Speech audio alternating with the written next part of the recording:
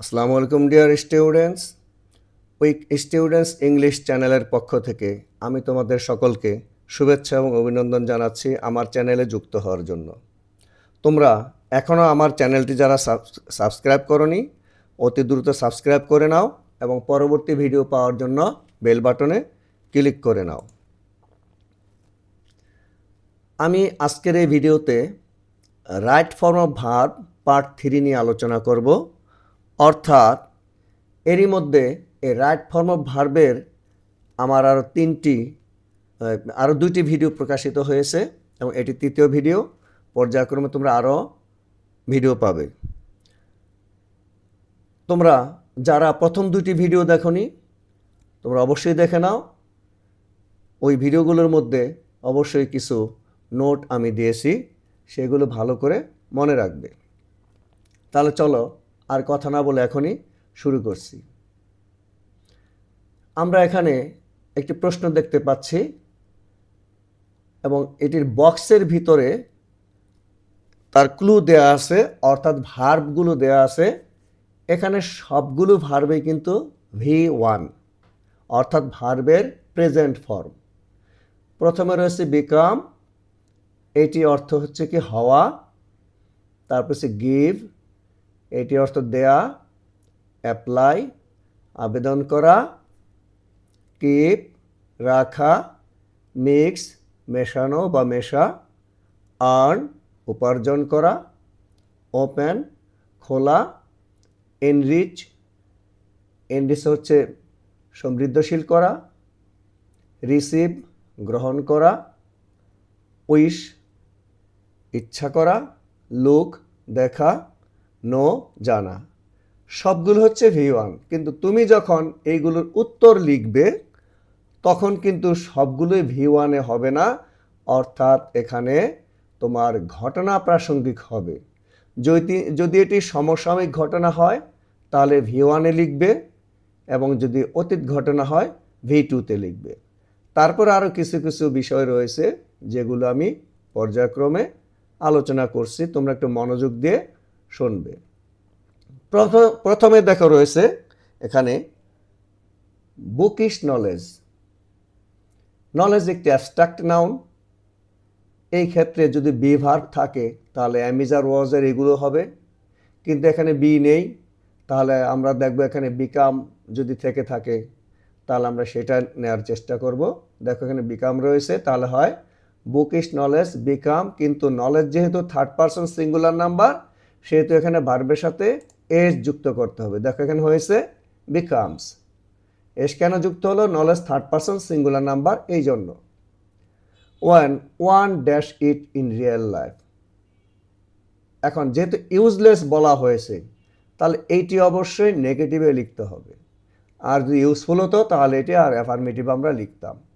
তাহলে one dash it in the real life, তাহলে one এখানে আমরা লিখতে পারি যে তোমার নট দিয়ে তারপর ভার্বটি, কিন্তু নট দেখো যদি V1 হয় তাহলে নট কিন্তু অক্সিলারি ভার্ব ছাড়া বসবে না, এটার সাথে V1-এ ডু নট ডাজ নট লিখতে হবে। দেখো ওয়ান যেহেতু সিঙ্গুলার নাম্বার তাহলে ডাজ নট কথাটি আসবে, তারপর এখানে ভার্ব হবে, এটা V1 হবে। তাহলে হলো কি does not apply. Does not apply, not বসার কারণে কিন্তু আমরা ডাজ এনেছি। We dash it, we dash with different types of people. আমরা নানা রকম মানুষের সাথে কি করি? এখানে যদি আমরা দেখি ভার্বগুলো তাহলে মিশি, তাহলে মিশা ইংরেজি মিক্স। উই মিক্স, এটি V1-এ হবে, কারণ সমসাময়িক ঘটনা আমরা সবসময় মিশি, তাই এটি V1। এরপরে দেখো অ্যান্ড উই গেট, দেখো গেট ভার্বের পরে যে ভার্ব বসে বা সেটি অবশ্যই V3-তে লিখতে হবে। গেটের পরে যে ভার্ব বসে বা সেটি V3, অর্থাৎ গেটের পরে অ্যাডজেক্টিভ, বিকামের পরে অ্যাডজেক্টিভ, তারপর তোমার বি ভার্বের পরে অ্যাডজেক্টিভ। তাহলে যেহেতু এখানে গেটের পরে অ্যাডজেক্টিভ হবে কিন্তু ভার্ব বসাচ্ছি সেটাকে অ্যাডজেক্টিভ ফর্মে লিখতে পারতে V3 লিখলে অ্যাডজেক্টিভের কাজ করে। তাহলে we get enriched, we get enriched by learning from their way of living, manners and other things.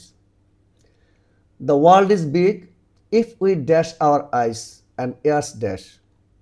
If we যদি আমরা আমাদের চোখ কান ড্যাশ ড্যাশ কী করি তাহলে দেখো আমরা এখানে if we keep our eyes and years keep আমরা যদি আমাদের চোখ কান রাখি কি রাখি ওপেন রাখি ওপেন এখন এই যে ওপেন এখানে কিন্তু ভার্ব হিসেবে বসেনি বলছে খোলা রাখি এটি একটি অবস্থা বর্ণনা করে তাই এটি অ্যাডজেক্টিভের কাজ করেছে অ্যাডজেক্টিভের প্রেডিকেটিভ ইউজ হয়েছে এখানে we can learn good things of life the outside world dash আস যে বহির্বিশ্ব আমাদের কি করে ড্যাশ আস আমাদেরকে শিখিয়ে থাকে বা দিয়ে থাকে তাহলে এখানে দেয়া ইংরেজি হবে কি গিভ এখন ওয়ার্ল্ড যেহেতু থার্ড পারসন সিঙ্গুলার এক্স এখানে যুক্ত হবে ভার্বের সাথে গিভস আস এটা সবসময় দেয় তাই V1 a wide scope of dash different people scope of দেখো অব হচ্ছে প্রিপোজিশন প্রিপোজিশনের উপরে অবশ্যই যে ভার্ব লিখবে তোমাকে সেটার সাথে আইএনজি যুক্ত করতে হবে তাহলে এখানে নোর সাথে আমরা আইএনজি যুক্ত করতে পারি নোয়িং ডিফারেন্ট পিপল অর্থাৎ জানার সুযোগ করে দেয় knowing and their cultures the things dash at schools and college আর এই যে দেখো আর হচ্ছে এখানে ফাইনাইট ভার্ব এখানে এটি হবে নন ফাইনাইট ভার্ব তাহলে নন ফাইনাইট ভার্বটি কিন্তু তোমার কি হয় তোমার প্রেজেন্ট পার্টিসিপল হয় পাস্ট পার্টিসিপল হয় জিরান্ড হয় ইনফিনিটিভ হয় এখানে কিন্তু পাস্ট পার্টিসিপল হবে earned at school and college আর important but what we dash from our what we এখানে কিন্তু V1 হবে আমরা কারেন্টে সবসময় করে থাকি what we receive from our practical life is precious আমরা যে জ্ঞান আমরা যা শিখে থাকি নিয়ে থাকি অর্থাৎ গ্রহণ করে থাকি আমাদের বাস্তব জীবন থেকে ইজ প্রেশাস তা হচ্ছে কি মূল্যবান তাহলে দেখলে V1 হলে কিভাবে ঠিক লিখতে হয় এবং তোমরা কিন্তু নোট পেয়ে যাবে আমার পূর্বের ভিডিও তো নোট আছে এই নোটগুলো তোমরা পরবর্তীতে তোমরা ডেসক্রিপশন বক্সে পেয়ে যাবে সেখান থেকে তোমরা নোটগুলো খেয়াল করবে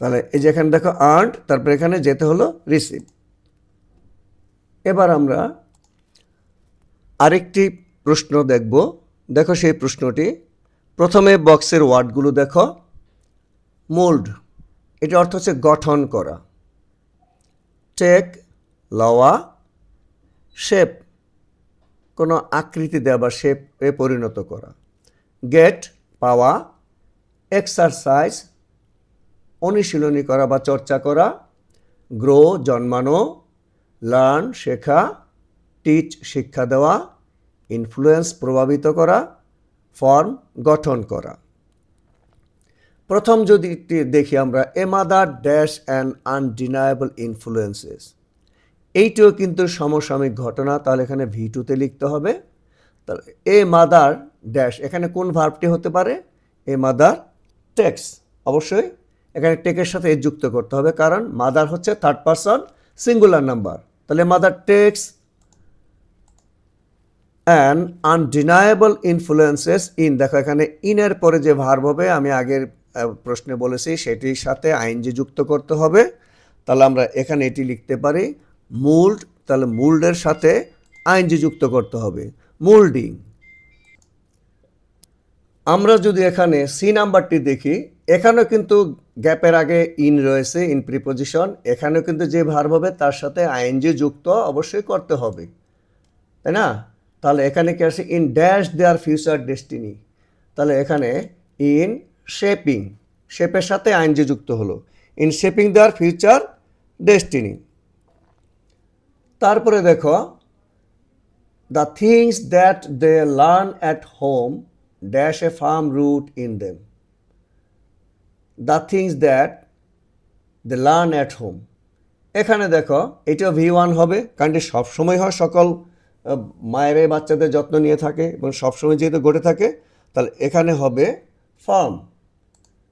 form a farm root in them and it goes without saying that this learning the dash mostly this learning the dash, this learning এখানে আমরা লিখতে পারি গেট, কারণ মায়েদের কাছে পেয়ে থাকে, mostly from their mother as they live under her direct supervision and constant care. This is why a child dash the language. A child, দেখো এখানে থার্ড পারসন সিঙ্গুলার, ভার্বের সাথে এজ যুক্ত করতে হবে। তাহলে এখানে যে ভার্ব হয়, যে ভাষা শিখে, তাহলে লার্ন, এখানে লার্ন ভাষা শিখে থাকে, তাহলে লার্নের সাথে এজ যুক্ত করা হয় লার্নস। তাহলে এখানে দেখো learns the language first from its mother. The culture of the family also dash the children's habit. এখানে কিন্তু আমরা V1 লিখবো, এটা সবসময় হয়ে থাকে। তাহলে এখানে হবে আমার ইনফ্লুয়েন্স। কি হবে? ইনফ্লুয়েন্স। এখন এখানে সাবজেক্ট কোনটি দেখো, খেয়াল করো, এখানে সাবজেক্ট হচ্ছে কালচার, কারণ অবের আগে যদি নাউন থাকে সেটিকে আমি সাবজেক্ট ধরতে বলেছি, এবং তার পরবর্তী যে নাউন আছে এটি তার সাথেই থাকবে, তার সাথে সম্পর্কিত। এই জন্য কালচার যেহেতু সিঙ্গুলার, এখানে তোমার যে ভার্ব হবে তার সাথে এস যুক্ত করতে হবে, অর্থাৎ ইনফ্লুয়েন্সের সাথে এস যুক্ত করতে হলো। তারপর দেখো মাদার শুড, শুড হচ্ছে একটি মডাল ভার্ব, অর্থাৎ ডিফেক্টিভ ভার্ব। এই ডিফেক্টিভ ভার্বের পরে তুমি যে ভার্ব লিখবে সেটি V1 লিখতে হবে। তাহলে মাদার শুড এখানে আসবে হলো তোমার teach. Mother should teach her children how to, টুর পরে কিন্তু V1 হবে, টুর পরে অবশ্যই V1 লিখতে হবে। তাহলে how to exercise the habit of good manners. আবার যে নাম্বারের পূর্ব টু রয়েছে, তাহলে এখানে একটি V1 লিখতে হবে। To dash up, to grow up, to grow up in gentle environment.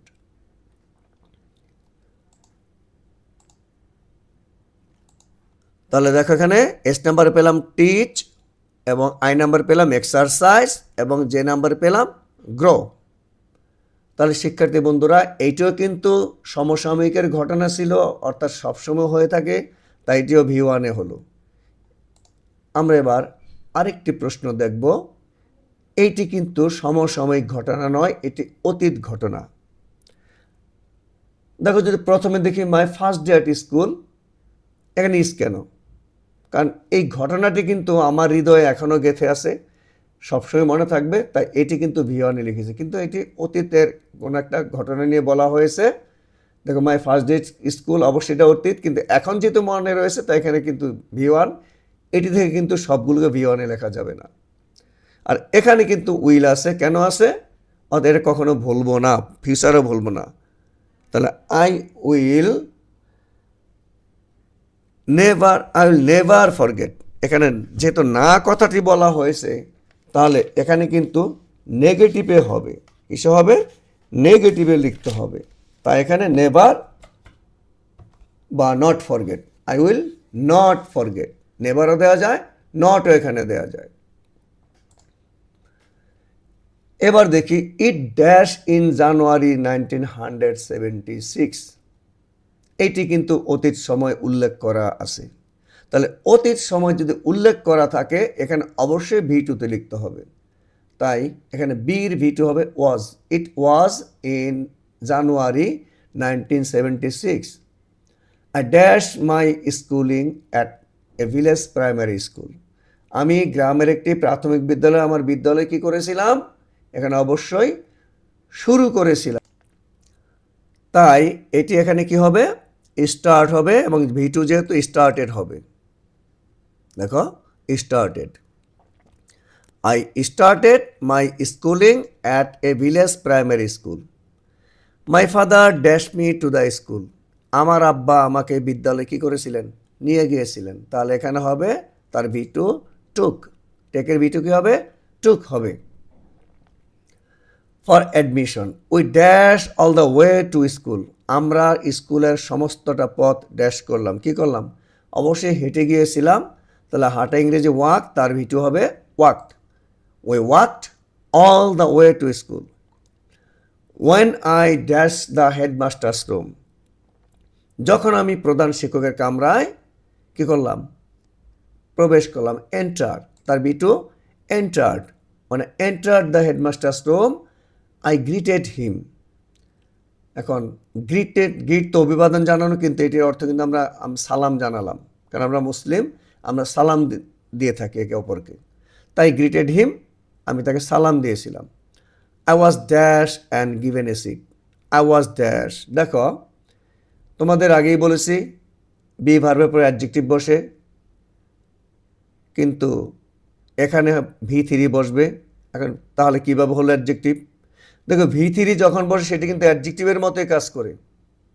তাহলে I was welcomed, I was welcomed, আমাকে স্বাগত জানানো হলো, অ্যান্ড গিভেন এ সিট, এবং একটি আসন দেওয়া হলো। Then he dash me some questions, তারপর তিনি আমাকে কিছু প্রশ্ন কি করলেন, জিজ্ঞেস করলেন। আস্ক, আজকের ভিডিও হবে asked. Then he asked me some questions as I dash them, এখানে হবে অ্যান্সার, তার video answered. As I answered them he dash me cordially, he thanked, এখানে কি হবে thanked, he thanked me cordially and affectionately. তাহলে দেখলে শিক্ষার্থী বন্ধুরা, যদি অতীতের ঘটনা হয় সেটি তোমরা অবশ্যই V2-তে লেখার চেষ্টা করবে। আমরা এখানে আরেকটি প্রশ্ন দেখতে পাচ্ছি। এটির প্রথমে বক্সের ওয়ার্ডগুলো দেখো। কন্ট্রোল, নিয়ন্ত্রণ করা, হ্যাভ, আছে, টেক, লওয়া, হিন্ডার, বাধা দেয়া, চেঞ্জ, পরিবর্তন করা, কম্পেল, বাধ্য করা, স্টপ, থামা, ফাইট, যুদ্ধ বা মারামারি করা, অ্যাভয়েড, ত্যাগ করা, কেয়ার, যত্ন নেওয়া, কাল্টিভেট, চাষ করা, নো, জানা। এবার আমরা যদি প্রথম যে শূন্যস্থানটি দেখি, it is dash how disease dash, তাহলে এখানে আমরা কিন্তু এই যে নো রয়েছে, এখন ইজের পরে যেহেতু অ্যাডজেক্টিভ ফর্ম হবে তাহলে তার V3 নোন লিখতে পারি, কিন্তু নোন লিখলে তো এটা আর অর্থ হচ্ছে না, তাই এটি নট নোন বা আননোন লিখতে পারি। তাহলে আমরা এখানে ইট ইজ আননোন কথাটি লিখব, it is unknown. It is not নোনও কিন্তু দেওয়া যায়, কিন্তু তার চেয়ে একটি ওয়ার্ডে দিতে পারলে সেটি কিন্তু বেটার হয়, তাই আননোনই তোমরা দিবে। হাউ ডিজিজেস, অর্থাৎ কীভাবে রোগ, dash men to change their food habits, কীভাবে রোগ ড্যাশ করে মানুষকে তার খাদ্যাভ্যাস পরিবর্তন করার জন্য। এখানে আমরা লিখতে পারি কম্পেল, কম্পেল আমরা লিখতে পারি, কীভাবে রোগ বাধ্য করে মানুষকে তার খাদ্যাভ্যাস পরিবর্তনের জন্য। ওয়ান ক্যান নট, এখানে দেখো আমরা ক্যান দেখতে পাচ্ছি, ক্যান হচ্ছে একটি ডিফেক্টিভ ভার্ব অর্থাৎ মডাল ভার্ব। এই মডাল ভার্বের পরে কিন্তু V1 লিখতে হবে।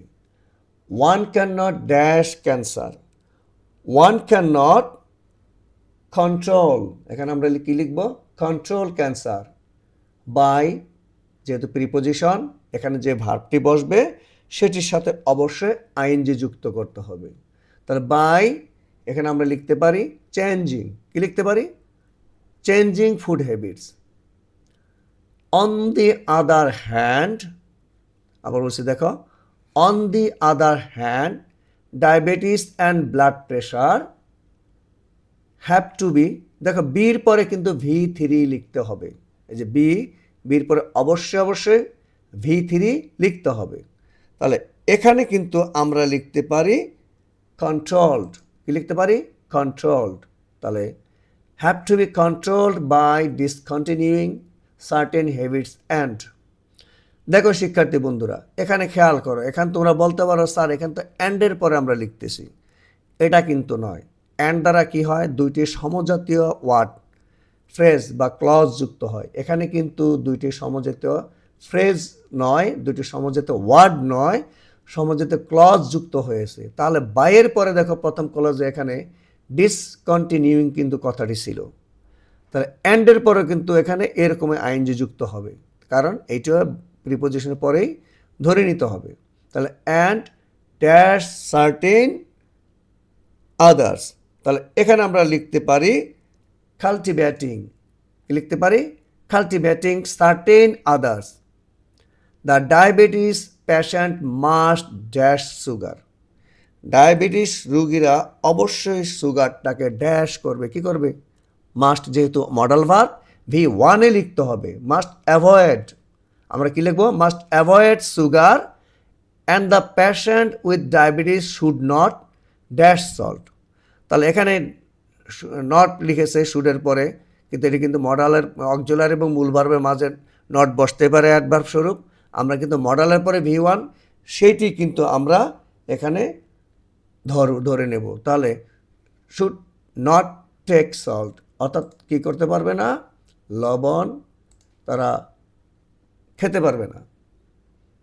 ও আগে শুনেছিলাম মাস্টের পরে এই যে অ্যাভয়েড ছিল, আর এখানে টেক সল্ট। দ্য পেশেন্ট নিডেন্ট, দেখো এখানে নিড একটি মডাল ভার্ব, এখানে কিন্তু V1 লিখতে হবে। তাহলে আমরা এখানে লিখতে পারি স্টপ। কেন? The patient need not stop drinking coffee or tea, অর্থাৎ এই রুগীদের চা কফি ত্যাগ করার প্রয়োজন নাই। বাট মাস্ট নট, এই যেখানে আবার দেখো মাস্ট মডাল ভার্ব, তারপরে কিন্তু V1 লিখতে হবে। Must not dash sugar, must not এখানে আসবে হ্যাভ সুগার, অর্থাৎ চিনি থাকতে পারবে না। তাহলে শিক্ষার্থী বন্ধুরা, তোমরা যদি আমার এই কথা অনুযায়ী একটু চিন্তা করে তোমরা পড়ে থাকো এবং পরীক্ষার খাতায়ও চিন্তা ভাবনা করে লিখে থাকো, তাহলে দেখবে তোমাদের ভুল হওয়ার সম্ভাবনা কম হবে। আমি যে ওয়ার্ডগুলো, যেই ওয়ার্ডের কোন ওয়ার্ডের পরে কি হয় যেটা বলেছি, সেইগুলো কিন্তু খেয়াল করে তোমরা রাখবে। আমি বলেছি বি ভার্বের পরে কি হয়? অ্যাডজেক্টিভ হয়। বিকামের পরে অ্যাডজেক্টিভ হয়। গেটের পরে অ্যাডজেক্টিভ হয়। প্রিপোজিশনের পরে আইএনজি যুক্ত হয়। তারপরে মডালের পরে V1 হয়।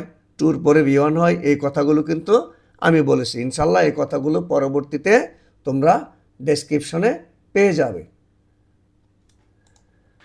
তাহলে তোমরা ওদের কাছে যদি আমার এই ভিডিওটি ভালো লাগে, তোমরা অবশ্যই লাইক করবে এবং শেয়ার করে বন্ধুবান্ধবের নিকট পাঠিয়ে দেবে, যাতে তারা উপকৃত হয়। অবশ্যই কমেন্ট করবে এবং সাবস্ক্রাইব করে না থাকলে সাবস্ক্রাইব করবে। আমি তাহলে আমার ভিডিওটি এখানে শেষ করছি। ইনশাল্লাহ পরবর্তী ভিডিওতে আবার দেখা হবে।